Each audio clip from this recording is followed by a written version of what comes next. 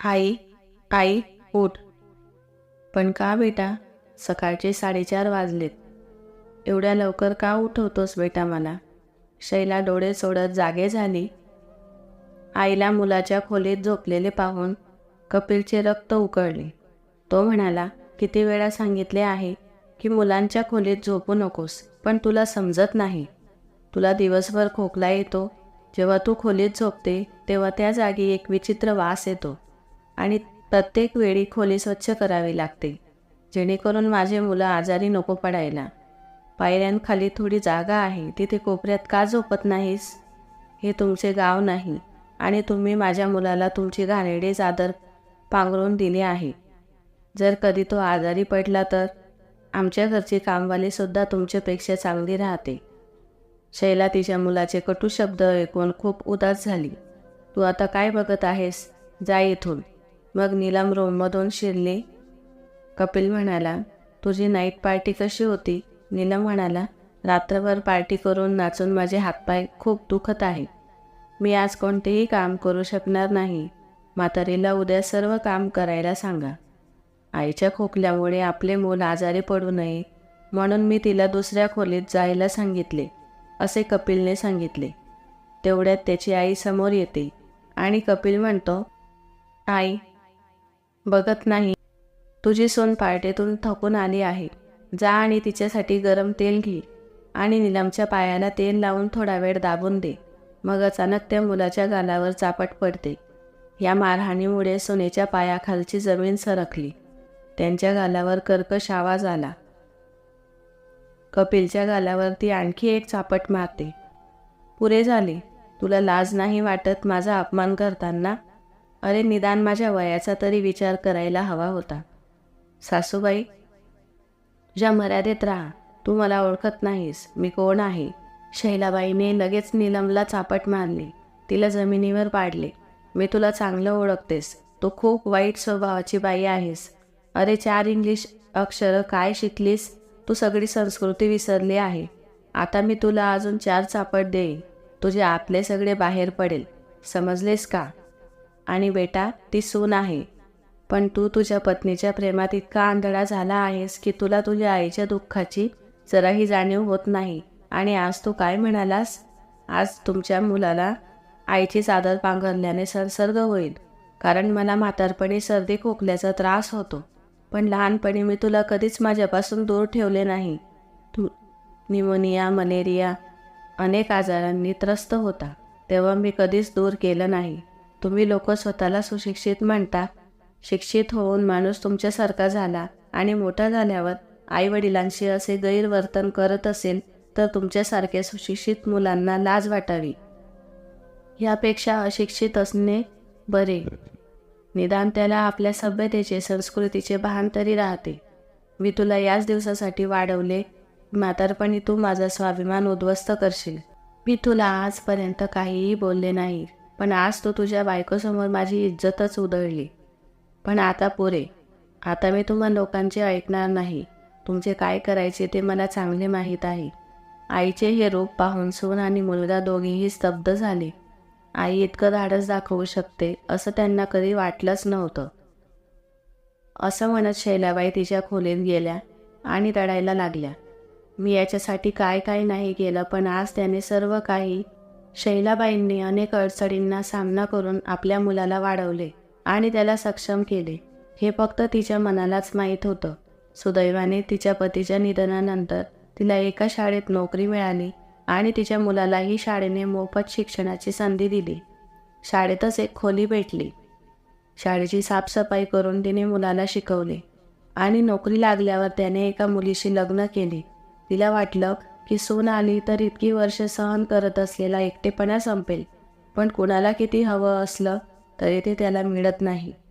अंघोळ आणि खाण्यापिण्यावरही बंधने आली होती. आज तिचा सून आणि मुलाचा लग्नाचा वाढदिवस होता आणि ती घराबाहेर एका छोट्या खोलीत झोपून होते. शैलाबाई आपल्या पलंगावर पडल्या होत्या. तेवढ्यात अचानक दारावर जोरदार आघात झाला आणि दरवाजा उघडला. 2 माणसे शैलाबाईंना खाटेसह उचलून बाजूला ठेवतात आणि शैलाबाई घाबरून उठतात आणि त्यांना विचारतात, हे सर्व काय चालले आहे? एक माणूस म्हणाला, आम्हाला या खोलीचा पंखा काढायला पाठवला आहे, म्हणून आम्ही तुम्हाला सरकवलं. शैलाबाई म्हणाली, तुम्हाला पंखा काढायला कोणी पाठवलं? माझ्या सुनेने. तेवढ्यात नीलम त्या खोलीत आली आणि म्हणाली, अरे लवकर उघडा, पंखा बाहेर वरांड्यात लावायला लागेल. थोड्याच वेळात पाहुणेही यायला लागतील. शैलाबाई म्हणाल्या, सोनबाई, हा पंखा काढून कुठे नेत आहे? आणि मग मी इथे पंख्याशिवाय कशी राहणार? इथे खूप गरम आहे. वर पंखाच नसेल तर झोप कशी येणार? शैलाबाईच्या या विधानामुळे नीलम तिला चापट मारते. म्हातारी, तुला हे छप्पर आणि दिवसातून 3 वेळा जेवण हवे आहे ना, त्याबद्दल माझे आभार मान. राणीला पलंग आणि पंखा हवा आहे. वीज बिल किती येते माहीत आहे का? कसं कळणार? दिवसभर पडून चरत राहते. याशिवाय तुम्ही आणखी काय करता? बिचाऱ्या शैलाबाईला आणखी काही बोलण्याची हिंमत होत नव्हती आणि ती आपल्या खाटेवर जाऊन घाम पुसायला लागली. आज घरी पार्टी होती. शैलाबाईचा मुलगा कपिल आणि नीलम यांच्या लग्नाचा वाढदिवस होता, ज्यासाठी संपूर्ण घर सजवले जात होते. नीलम आणि कपिल सर्व काम पाहत होते. तेव्हा मिठाईवाला नीलमला म्हणतो, मॅडम, माझा सहाय्यक आजारी पडला तर मी दुसऱ्याशी बोललो आहे. तो लवकरच येणार नाही. पण तो खूप आळशी आहे. हळूहळू काम करतो. त्यामुळे मी लगेच स्वयंपाकघराचे काम सुरू करेन. मला आणखी एक सहाय्यक लागेल. नीलम म्हणाली, तुम्हाला कोणत्या कामासाठी सहाय्यक लागेल? भाजी कापणे, भांडी धुणे आणि टेबल सेट करणे आणि पुऱ्या लाटणे. नीलम म्हणाली, काळजी करू नका. तुमच्या त्या माणसाला येण्यास मनाई करा. माझा एक सहाय्यक आहे जो एकटाच हे सर्व काम करेल.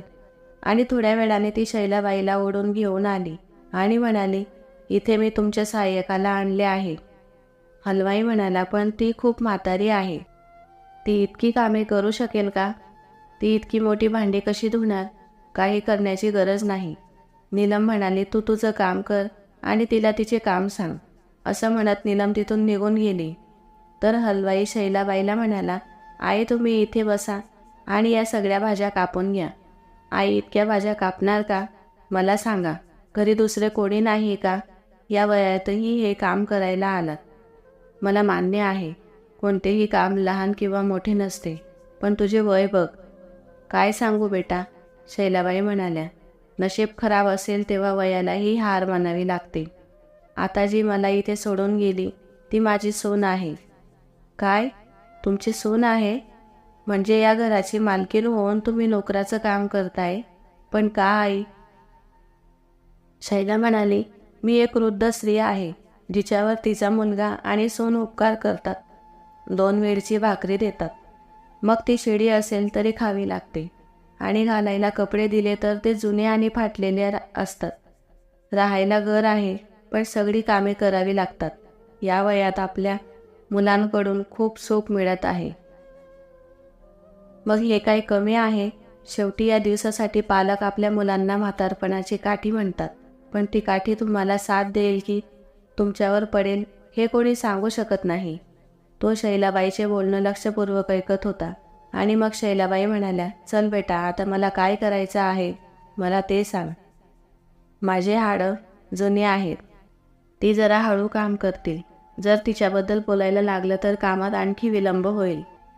पण मला तर जेवणच मिळणार नाही. काही वेळाने पाहुणे येऊ लागले. मग नीलम स्वयंपाकघरात आली आणि म्हणाली, ऐक म्हातारी, तुला बाहेर पडण्याची गरज नाही कोणत्याही परिस्थितीत. मी सर्व पाहुण्यांना तू तीर्थयात्रेला गेली आहे असे सांगितले. त्यामुळे चुकूनही तोंड दाखवू नकोस. त्यानंतर पार्टी सुरू होते. दिवसभर किचनमध्ये बसून शैलाबाईची प्रकृती बिघडली होती, पण शैलाबाईला बाहेर जाऊ दिले जात नव्हते. काही तासांनी हलवाई शैलाबाईला म्हणाला, आई, पार्टी संपण्यातच आहे. आता तुम्हीच खा आणि मग बाहेर जा आणि थोडी विश्रांती घ्या. शैलाबाईला खूप भूक लागली होती. सकाळपासून किचनमध्ये बसूनही त्यांना काही खाता येत नव्हतं, कारण नीलमची नजर पूर्ण तिच्यावर होती.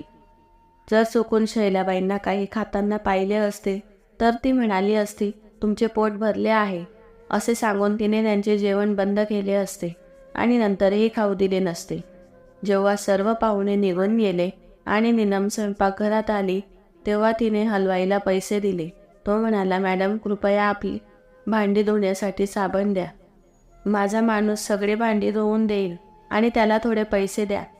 नीलम म्हणाली, जर माझ्याकडे भांडी धुणारे आहेत तर मी तुम्हाला पैसे का देऊ? मी कोणालाच काही देणार नाही. तुम्ही एक काम करा, जे उरलेले अन्न असेल ते घेऊन जा. हलवाई म्हणाला, पण मॅडम ही गरीब आई एवढी मोठी भांडी कशी धुणार? थोडे पैसे माझ्या माणसाला देऊन द्या, तो सगळी भांडी धुवून देईल. नीलम म्हणाली, तुला खूप काळजी आहे या म्हातारीची. ऐक, तुला तुझ्या कामाचा मोबदला मिळाला, आता निघा. मी इथे समाजसेवा करायला बसली नाही आहे. मी इतके अन्न फुकट देत आहे, त्याला काही किंमत नाही का? बाजारात पीठ आणि डाळीचे भाव तुला माहीत आहे का? तो म्हणाला, चला मॅडम आम्ही जातो. नीलम म्हणाली, हे सगळं अन्न घेऊन जा, काही जोरू देऊ नको. तो म्हणाला, पण मॅडम आईने सुद्धा काही खाल्लं नाही. ती कामात व्यस्त होती आणि खूप अन्न शिल्लक आहे, त्यांच्यासाठीही काहीतरी राहू द्या. त्याने हे ऐकताच नीलम म्हणाली, तुम्ही इथून जाता की नाही? का आम्ही तुमच्याकडे हे अन्न घेऊ? असो, ही म्हातारी बाई असे अन्न पचवू शकत नाही. गरीब हलवाई आणखी काय बोलणार? त्याने शैलाबाईकडे दयेच्या नजरेने पाहिले आणि निघून गेला. तो जाताच नीलम शैलाबाईला म्हणाली, ऐक म्हातारी, अजून काम संपले नाही. संपूर्ण भांडी धुवून घे, त्यानंतर ही जागाही साफ करावी लागेल. शैलाबाई म्हणाली, नीलम, तू त्यांना सर्व अन्न देऊन टाकलं, आता मी काय खाऊ? मला भूक लागली आहे. नीलम म्हणाली, हे सर्व काम आधी पूर्ण कर, मग मी तुला जेवण देईन. मला माहीत आहे की तुला जेवण अगोदर मिळाले तर तू आळशीपणाने काम करशील, म्हणून आधी काम संपवा, मग तुला जेवण मिळेल. शैलाबाई म्हणाली, तू मला जेवायला काय देणार आहेस? नीलम म्हणाली, म्हातारी, तुला काय वाटलं? आज घरी पार्टी आहे तर तुला पार्टीतले जेवण भेटेल का? तुझं फ्रीजमध्ये पडून आहे कालची शिळी डाळ आणि भात. एवढे बोलून नीलम निघून गेली. आता शैलाबाईला आपले अश्रू आवरता आले नाही. सकाळपासून काम करत होती, तोंडात एक तुकडाही घातला नव्हता. पण शेवटी तिला काय मिळालं? तिची शिळी डाळ आणि भात. शैला म्हणाली, मी असे कोणते पाप केले आहे की मला हे दिवस पाहावे लागले? शैलाबाईंनी विचार केला, भूक तर मिटवावी लागेल, भले ती शिळी डाळ भात का असेना. असा विचार करून इतर भांडी गोळा करायला सुरुवात केली. पण जेव्हा ती कढईचे झाकण काढते तेव्हा तिला धक्काच बसतो, कारण तिथे थोडे जेवण होते. तेव्हा तिला आश्चर्य वाटलं आणि तिने सगळ्या भांड्यांची झाकणं काढली. प्रत्येक भांड्यात थोडेसे अन्न होतं. तिला समजले की हलवाईचे काम आहे. सर्व अन्न घेताना त्याने माझ्यासाठी थोडेसे सोडले. ती त्याचे आभार मानते आणि पटकन पुरी, हलवा आणि लाडू खाऊ लागली. शैलाबाई त्या मोठ्या भांडी मोठ्या प्रयत्नाने धुत होत्या. तेव्हा त्यांचा मुलगा कपिल तेथे आला आणि म्हणाला, हे काय आई, अजून जोर लाव, एवढं खाल्लेलं सगळं कुठे जातं? हे ऐकून शैलाबाई म्हणाल्या, हो बेटा, मी खूप खाते, पण मला कळत नाही की लोक आपल्या मुलांसाठी देवाकडे इतकी विनंती का करतात. जी मुलं मोठी होऊन आईवडिलांशी असं वागतात त्यापेक्षा निपुत्रिक असणंच बरं. कपिल म्हणाला, तू मला जन्म देऊन माझ्यावर उपकार केलेस. अरे, तू मला जन्म दिला नसतास तर कदाचित आज मी श्रीमंत घरात जन्मलो असतो. आजपर्यंत तू आणि वडिलांनी मला दिलं तरी काय? इतकी वर्षे माझ्या डोक्यावर एक ओझं बनून आहे. आईवडील मुलांचे संगोपन करतात असे मी नेहमीच ऐकले आहे, पण आज मुलंही आईवडिलांची काळजी घेतात. आईवडील आपल्या मुलांसाठी काय करत नाही. आणि तू आहे की जिने मला तुटलेले घर दिले, त्याला बनवता बनवता माझं पूर्ण आयुष्य जाईल. जाऊ दे ते सोड, किमान घरच्या कामात मदत केली तर माझा खर्च थोडा वाचेल. आपल्या मुलाचे बोलणे ऐकून तिचे डोळे भरून येतात आणि ती विचार करते की मुलं कशी विसरतात की त्यांचे आयुष्य हे त्यांच्या आईवडिलांनी दिलेली देणगी आहे, जे ते त्यांना भरभरून, ज्याची फेड ते आयुष्यभर करूनही करू शकत नाही. एके दिवशी शैलाबाई घराच्या अंगणात झाडू मारत असताना हलवाई तिथे आला. त्याला पाहून अंगणात बसलेली नीलम म्हणते, काय झालं, तुला काय हवं? त्या दिवशी कदाचित माझी काही भांडी इथे राहिली आहे, म्हणून ते घेण्यासाठी आलो आहे. मी स्वयंपाकघरात जाऊन बघू का? हो जा, आणि ये म्हातारी, तू पण त्याच्याबरोबर जा. आत बघ, आमचं सामान चोरून घेऊन जाईल. दोघेही किचनमध्ये जातात. किचनमध्ये जाताच तो म्हणतो, आई ऐका, मी इथे फक्त भांडी घेण्याच्या बहाण्याने आलो आहे. खरं तर मी काहीतरी वेगळ्याच कामाने आलो आहे. त्या दिवशी तुझा स्वयंपाक बघून मला आश्चर्य वाटलं. या वयातही तू एवढ्या चांगल्या प्रकारे भाजी कापतेस आणि तू बनवलेला हलवा आणि खीर अप्रतिम होती. म्हणून मी तुमच्यासाठी एक आनंदाची बातमी घेऊन आलो आहे. नवरात्र चालू आहे. एक सेट भंडारा देणार आहे. जर तुम्ही भंडाऱ्यात असा हलवा आणि खीरपुरी बनवली तर तुझे आयुष्य बदलून जाईल. शैलाबाई म्हणाली, पण मी इथून कुठेही जाऊ शकत नाही. मग मी तिकडे कसे जाणार? मी माझ्या मुलाच्या आणि सुनेच्या गुलामगिरीत अडकून गेली आहे. जर त्यांना माझ्या कामाची माहिती मिळाली तर ते मला घरातून बाहेर काम करायला लावतील. नाही बाबा, तू माझ्यासाठी खूप विचार केलास त्याबद्दल धन्यवाद, पण मला माझे कौशल्य कोणाला दाखवायचे नाही. हलवाई म्हणाला, आई, तुम्ही कुठल्या तरी बहाण्याने इथून निघून या. आई बघा, तुमची कमाई असताना तुम्ही तुमच्या मुलाची आणि सुनेची गुलामगिरी का कराल? तुम्हाला चांगले पैसे कमवण्याची संधी मिळेल. जरा विचार करा. आणि हो, हा माझा नंबर आहे. जर तुम्हाला करावंसं वाटत असेल तर या नंबरवर फोन करा. एक गोष्ट लक्षात ठेवा, हा काही छोटा व्यापार नाही. असं म्हणत तो निघून गेला. दुसऱ्या दिवशी नीलम शैलाबाईला म्हणते, ऐक म्हातारी, आज फक्त माझ्यासाठी जेवण बनव. तुझा मुलगा बाहेर खाऊन येणार आहे आणि कालपासून तुझे उरलेले अन्न फ्रीजमध्ये पडून आहे. शैलाबाईला रोज शिळे जेवणच मिळायचे. पण आज नीलमचे असे बोलणे ऐकून तिला खूप राग आला आणि जेवण बनवल्यानंतर ती मंदिरात जाण्याच्या बहाण्याने त्या हलवाईला फोन करून होकार देते. त्या सेठच्या घरी खीर बनवायला जाते. तेव्हा ती इतकी प्रसिद्ध झाली की तिला नवरात्र पूजेच्या भंडाऱ्याची हलवा खीरपुरी बनवायची ऑर्डर मिळाली. आता ती मंदिरात जाण्याच्या बहाण्याने घराबाहेर पडू लागली. नीलमला तिचा संशय आला, पण तिने विचार केला की घरचे कामे करून जाते. तिने स्वप्नातही कल्पना केली नसेल की ती म्हातारी, जिला ती गरीब दुर्दैवी म्हणायची, ती इतकं सगळं काही करू शकते. असेच काही महिने गेले आणि शैलाबाई प्रसिद्ध होत गेल्या. एके दिवशी कपिल घरी येतो आणि नीलमला म्हणतो, ऐक, व्यापारमध्ये तोटा झाला आहे. असेच चालू राहिले तर मला हे घर लवकरच विकावे लागेल अशी भीती वाटते. नीलमने विचारले, पण हे घर विकून कुठे जाणार? मी भाड्याचे घर बघते. या म्हातारीला आश्रमात सोडेन आणि आपण राहू त्या घरात. आम्ही दोघे तर आमचा खर्च भागवू, पण या म्हातारीला कोण वागवेल? थोड्या दिवसात कपिल आपल्या आईला म्हणाला की चल आई, मी तुला वृद्धाश्रमात सोडून येतो. आम्ही हे घर विकले आहे आणि आम्ही भाड्याच्या घरात राहणार. त्यामुळे मी तुझा सांभाळ करू शकत नाही, कारण आज माझी ही अवस्था फक्त तुझ्यामुळे झाली आहे. तू स्वतः कंगाल आहे आणि आम्हालाही कंगाल केले. त्यावर शैलाबाई कपिलला म्हणाल्या की ठीक आहे बेटा, मला फक्त 15 दिवसांची सवलत दे. मी माझ्या राहण्याचा ठिकाणा लावते. त्यानंतर मी स्वतःच येथून निघून जाईल. त्यावर कपिलने असा विचार केला की ठीक आहे, 15 दिवसाची तर गोष्ट आहे. त्यानंतर आम्हाला कोणीच काही बोलू शकणार नाही. आता शैलाबाई त्यांना लपून छपून लोकांकडे स्वयंपाक कामासाठी जाऊ लागली होती आणि त्यातून त्यांना चांगला पैसाही मिळू लागला होता. थोड्या दिवसात त्यांच्याकडे चांगलाच पैसा जमा झाला. त्यामुळे हलवाईने त्यांचे बँकेचे खाते उघडून दिले. शैलाबाई घरातून निघताना रोज काठी आणि वाडगे घेऊन जात असे.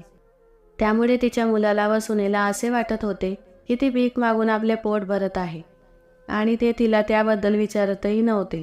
एके दिवशी तो हलवाई शैलाबाईला म्हणाला की लंडनला स्पर्धा ठेवण्यात आली आहे. त्यात जे कोणी चांगल्या प्रतीचे पक्वान बनवेल त्याला लाखो रुपयांचे बक्षीस मिळणार आहे. हे ऐकून तिने हलवाईला सांगून लंडन जाण्यासाठी सर्व कागदपत्रे तयार करून घेतली आणि ज्या दिवशी तिला लंडनला जायचे होते त्या दिवशी नेहमीप्रमाणे ती घरातून निघाली आणि हलवाईसोबत लंडनला पोहोचली. सर्वजण आपापल्या पद्धतीने वेगवेगळ्या डिश बनवू लागले. शैलाबाईने आपापल्या पद्धतीने चुल्यावर पंचपक्वान बनवले. डाळ, बट्टी, भाजी, पुरी, खीर असे पदार्थ होते. बनवलेल्या पदार्थांचे ताट घेऊन जाताना घाईघाईत त्या ताटात तिच्याकडून पाणी पडले. त्यामुळे परीक्षार्थींनी तिच्या प्लेटकडे पाहिलेही नाही.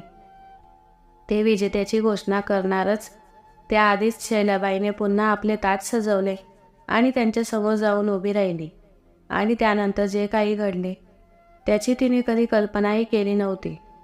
सर्वांना तिने बनवलेले पदार्थ एवढे आवडले की शैलाबाई या स्पर्धेची विजेती ठरली. पैशांसोबत तिला तिथे राहण्यासाठी जागाही मिळाली आणि तिने विचार केला की जर मी हे पैसे घेऊन घरी परतली तर माझा मुलगा व सून माझ्याकडून सर्व पैसे हिसकावून घेतील. त्यामुळे हलवाईसोबतच तिने तिथे एक रेस्टॉरंट उघडले. दिवसाआड दिवस निघत गेले आणि त्यांचे नाव खूप फेमस झाले. एके दिवशी कपिलचा मुलगा टी व्हीवर शॉर्ट व्हिडिओ पाहत होता, तेव्हा त्याला आपल्या आईजीने दिलेला इंटरव्ह्यू टी व्हीवर दिसला आणि त्याने ही गोष्ट आपल्या आईवडिलांना सांगितली. तेव्हा त्यांना विश्वासच बसला नाही आणि जेव्हा त्यांनी स्वतःच्या डोळ्यांनी पाहिले तेव्हा ते खूप आश्चर्यचकित झाले, कारण त्यांना असे वाटले होते की आतापर्यंत शैलाबाई मेली असेल. हे पाहून त्यांच्या मनात लोभ निर्माण झाला आणि थोड्याच दिवसात ते विमानाने आपल्या आईजवळ पोहोचले. आज शैलाबाई खूप थाटात त्यांना दिसली. त्यांनी तर तिला भिकारीच बनवून ठेवले होते. दोघेही तिच्या पायात पडून तिच्याकडून माफी मागू लागले. शैलाबाईने दोघांनाही ओळख दिली नाही, पण त्यांना म्हणाली की जाण्याआधी जेवण करून जा, कारण आमच्या संस्कृतीत अतिथी देवो भव म्हणतात. तुमच्यासारखं मी तुम्हाला उपाशी मारणार नाही. आणि शैलाबाईंनी आपल्या नातवंडाच्या शिक्षणासाठी त्यांना काही पैसेही दिले. ती आता विदेशात राहूनच आपले आयुष्य जगत होती. तर मित्रांनो, मला अपेक्षा आहे की आपल्याला ही कथा नक्कीच आवडेल. चॅनलला सबस्क्राईब करा आणि लाईक करायला विसरू नका. धन्यवाद.